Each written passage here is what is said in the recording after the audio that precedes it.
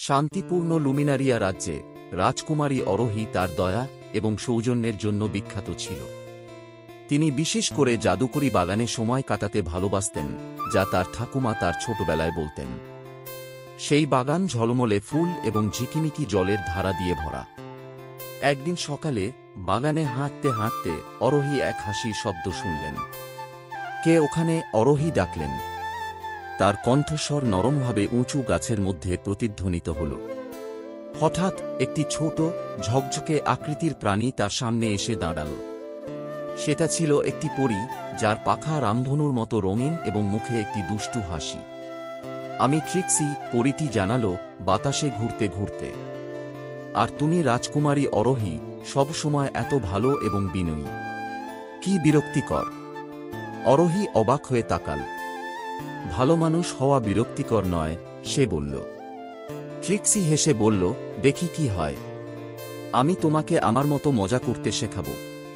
অরোহী কিছু বলার আগেই ট্রিক্সি তার ছোট্ট জাদু ছড়ি ঘোরাল, আর বাগানে শুরু হলো এক বিশৃঙ্খলা। ফুলগুলো গান গাইতে শুরু করল, ফোয়ারা রামধনুর রঙের জল দিয়ে বুদবুদ তৈরি করল, আর পাখির একটি ঝাঁক শূন্যে খেলা দেখাতে লাগল। ট্রিক্সি, থামো! অরোহী চিৎকার করে বলল। কিন্তু সে হাসি থামাতে পারল না যখন একটি খরগোশ গড়াগডি খাচ্ছিল। না, আরও মজা করি, ট্রিক্সি ঘোষণা করল। সে একটি পাথরকে লাফাতে থাকা কাপকেক বানিয়ে দিল এবং সূর্যের মুখে সানগ্লাস পরিয়ে দিল।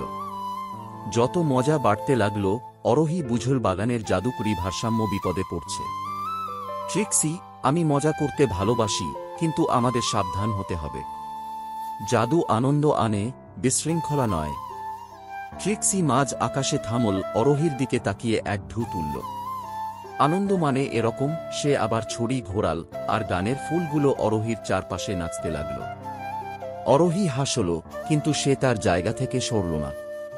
ট্রিক্সি, মজা মানে কেবল কৌশল নয়, এটি সবার সঙ্গে আনন্দ ভাগাভাগি করার বিষয়। চলো আমরা একসঙ্গে কিছু সুন্দর তৈরি করি। পরীটি মাথা কাত করল। হুম, তুমি অন্য মানুষের মতো নও। তারা শুধু আমাকে বকাবকি করত। কারণ আমি বিশ্বাস করি আমরা একসঙ্গে কিছু সুন্দর করতে পারি, অরোহী উষ্ণ হাসি দিয়ে বলল। ট্রিক্সি কিছুক্ষণ ভেবে বলল, ঠিক আছে রাজকুমারী, দেখা যাক তুমি কি করো। অরোহীর নির্দেশে ট্রিক্সি তার জাদু ব্যবহার করে বাগানের মধ্যে একটি রামধনু সেতু তৈরি করল, যা একটি গোপন ময়দানে নিয়ে গেল, যেখানে জ্বলজ্বল করা ফুলগুলো ছিল। পাখি এবং প্রাণীরা সেই দৃশ্য দেখতে একত্র হল, আর ফোয়ারা একটি কোমল মধুর সুরে গান গাইতে লাগল। এটাই তো আসল মজা, ট্রিক্সি স্বীকার করল।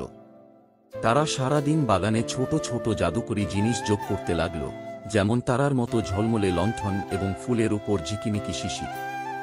ট্রিক্সির দুষ্টুমি সৃজনশীলতায় পরিণত হল, আর অরোহী বুঝল কিভাবে দয়া ও মজা একত্রে আনন্দ তৈরি করতে পারে। সেই দিন থেকে ট্রিক্সি প্রাসাদের নিয়মিত অতিথি হয়ে গেল। একসময় দুষ্টু পরীটি রাজকুমারী অরোহীর মধ্যে একজন প্রকৃত বন্ধু পেল, আর তারা একসঙ্গে লুমিনারিয়া রাজ্যকে হাসি, জাদু এবং আলো ভরিয়ে তুলল।